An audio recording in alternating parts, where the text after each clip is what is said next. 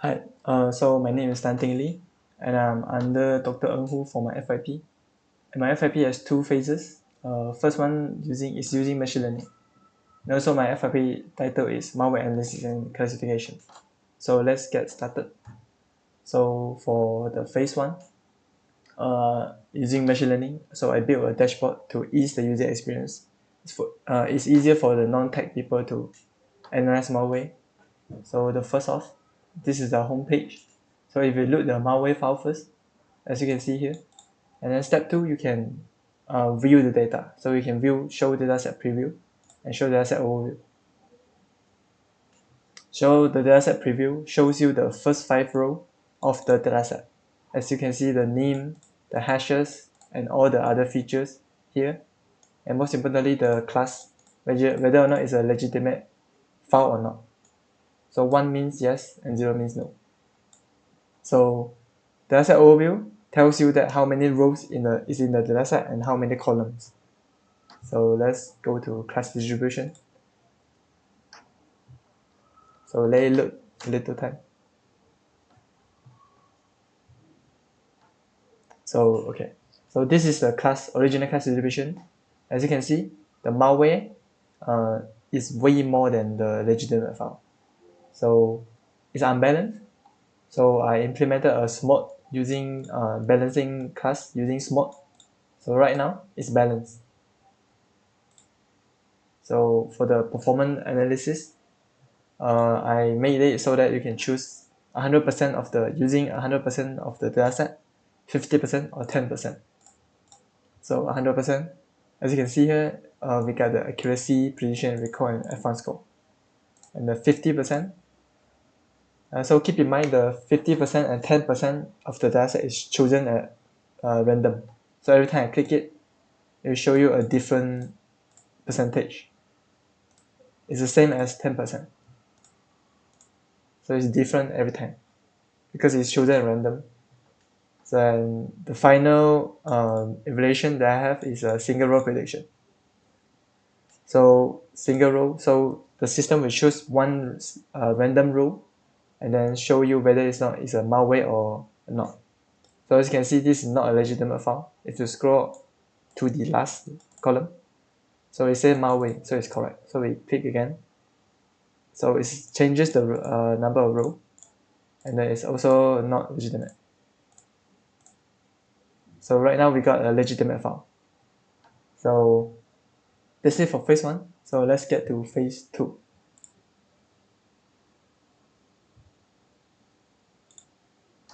Okay, so this is a phase two. So phase two, I use static and dynamic analysis on malware in a virtual environment. So static analysis means that analyzing the malware folder without actually executing it. So so the malware name is I change it to 1.exe for easier identification. So as you can see, I already open it in a hashxd. So what hashxd do is to show us the root folder of the malware. So as you can see that in here the decoder DAX is mz, the header is mz. So what does mz means? So first of all, we have to understand that to run a file in a window, it has to be a PE. So PE stands for portable executable. So if it's portable executable, that means it can be executed. So mz proves that it's a portable executable, and also this program cannot be run in DOS mode. Also prove that it's portable executable. But if you still don't believe it, you can see that it says PE right here. So this proves that it's a portable executable and it can be executed. And it's targeted for Windows, so the malware is targeted for Windows too. So we open up our second static analysis tool, which is CFF Explorer. Right here we can see the PE headers and metadata. So we can see the file was compiled as a 32.NET assembly. Also the timestamp and stuff. When is it created and when is it modified and stuff.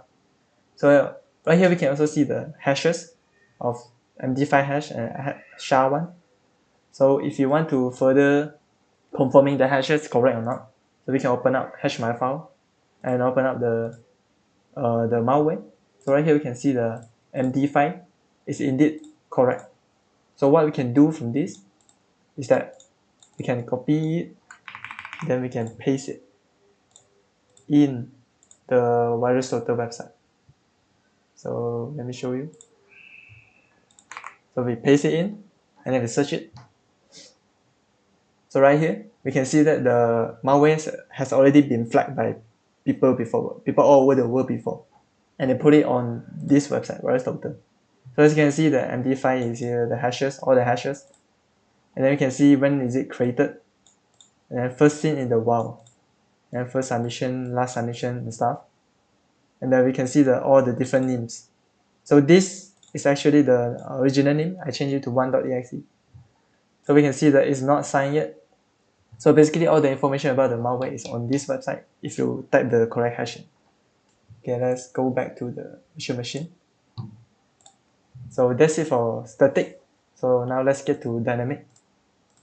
So for dynamic, you have to run the malware. I already ran it before to let the malware spread across the virtual machine. So right here.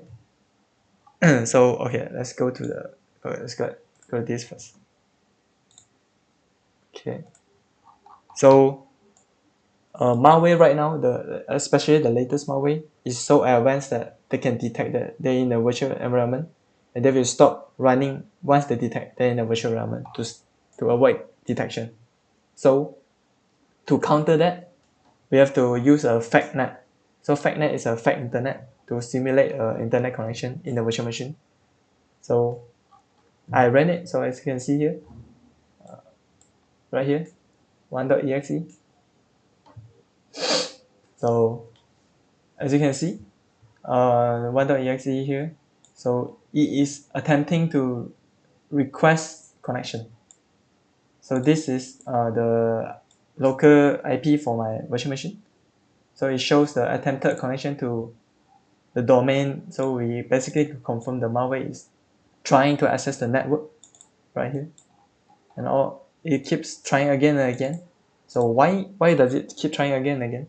Because this is an enclosed fake internet. So it cannot connect to the worldwide network. So it keeps trying again and again until whenever I stop the virtual machine. Okay, so this is fake net. So let's go to Wireshark. The thing about Wireshark is really good for capturing network activity, but not in a virtual environment. In a virtual environment, everything is sealed off to protect the safety of your own host machine because the malware can spread to your host machine. So Wireshark couldn't really capture anything important, but we can see that it's trying to access the internet here too, same as the fake net. So basically we can see that the malware is attempting to access the internet multiple times. So let's go to the third. So right here, see this is the process monitor. So we scroll down until we see the 1.exe.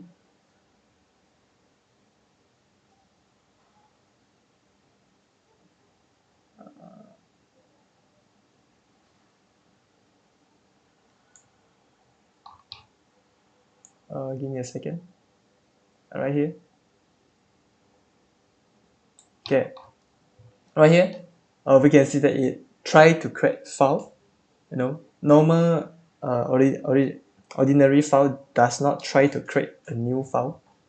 So we can see that it's trying to create new file in a temporary directories, and it try to basically modify something, create file, close file, all these suspicious, even write file, all this suspicious activity and registry modification. So that's it that's it for me for my FYP presentation. I hope it's in 10 minutes because I can't really squeeze in everything in 10 minutes, but thank you for watching.